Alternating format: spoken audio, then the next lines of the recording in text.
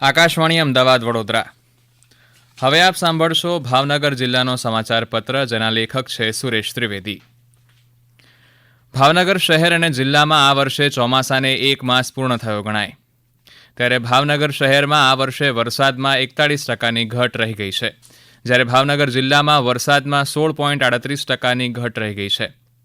ભાવનગર જિલ્લામાં ગત વર્ષે આ સમયગાળામાં સરેરાશ 363 મિલીમીટર એટલે કે કુલ વરસાદના 58.30% વરસાદ વરસી ગયો હતો, જ્યારે આ વર્ષે જિલ્લામાં સરેરાશ 265 મિલીમીટર એટલે કે 42.45% વરસાદ વરસ્યો છે.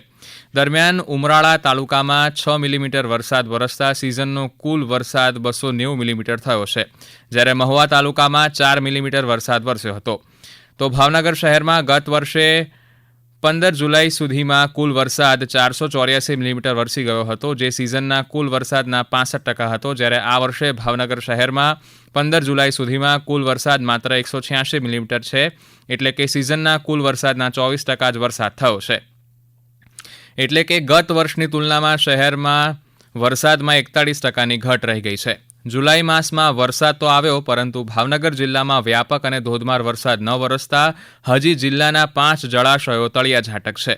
આગામી દિવસોમાં જો અનરાધાર મેઘ મહેર નહીં વરસે તો તાલુકા કક્ષાએ ખાસ કરીને જળ સંકટ સર્જાશે તેવી ભીતિ છે. ભાવનગર જિલ્લામાં શેત્રુંજી ડેમ અને રંધોળા ડેમ આ 2 જળાશયોમાં થોડું સંતોષકારક પાણી સંગ્રહાયેલું છે. સૌરાષ્ટ્રમાં સૌથી વિશાળ શેત્રુંજી ડેમની સપાટી ધીમી ગતિએ વધતા 21 ફૂટની સપાટીએ આંબી ગઈ છે, અને હવે ઉપરવાસના જળસ્ત્રાવ ક્ષેત્રમાં વરસાદ બંધ થયા બાદ ડેમમાં પણ પાણીની આવક બંધ થઈ ગઈ છે. ભાવનગર જિલ્લાના જળાશયોમાં પાણીની સપાટી વધે તે માટે હજી ધોધમાર અને વ્યાપક વરસાદની જરૂર છે, કારણ કે હજી 5 જળાશયો એવા છે કે જેની સપાટી 0 લેવલે છે.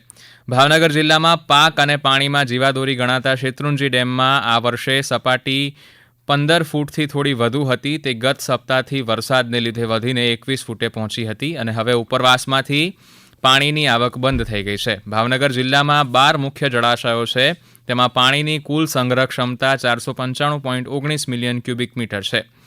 સમગ્ર ગુજરાતમાં કાળિયાર માટેનું એકમાત્ર રાષ્ટ્રીય ઉદ્યાન ભાવનગર જિલ્લામાં આવેલું છે. કાળિયાર પ્રાણી ભારતીય પ્રવાસીઓ સિવાય વિદેશમાં પણ જગવિખ્યાત છે, અને વિદેશી મુસાફરો પણ કાળિયારને જોવા માટે છેક ભાવનગર સુધી આવે છે. છેલ્લા 4 વર્ષમાં જ કાળિયારને જોવા માટે વિદેશી મુસાફરોમાં 2.5 ગણો જેવો વધારો નોંધાયો છે, અને આવક પણ વધી છે.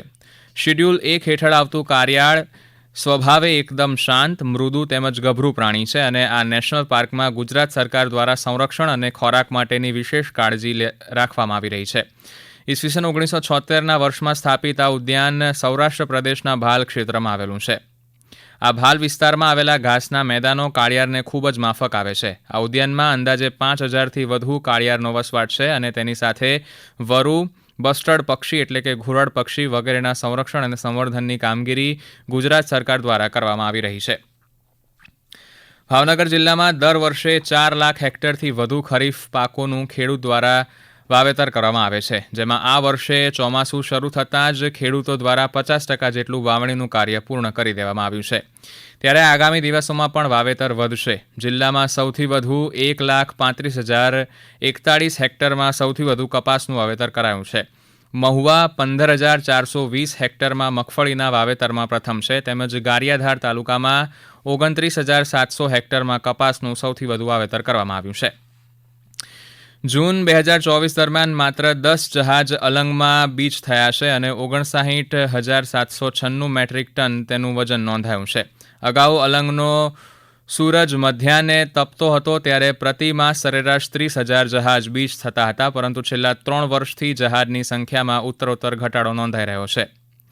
કેન્દ્ર અને રાજ્ય સરકારના કરવેરા સવલતો પ્રશ્નો સહિતની મોટાભાગની માંગણીઓ ઉકેલાઈ ગઈ છે. હવે યુરોપિયન યુનિયન અને BISની માન્યતા પડતર પ્રશ્નો છે. હમણાં જ આપ સાંભળી રહ્યા હતા ભાવનગર જિલ્લાનો સમાચાર પત્ર, જેના લેખક હતા સુરેશ ત્રિવેદી.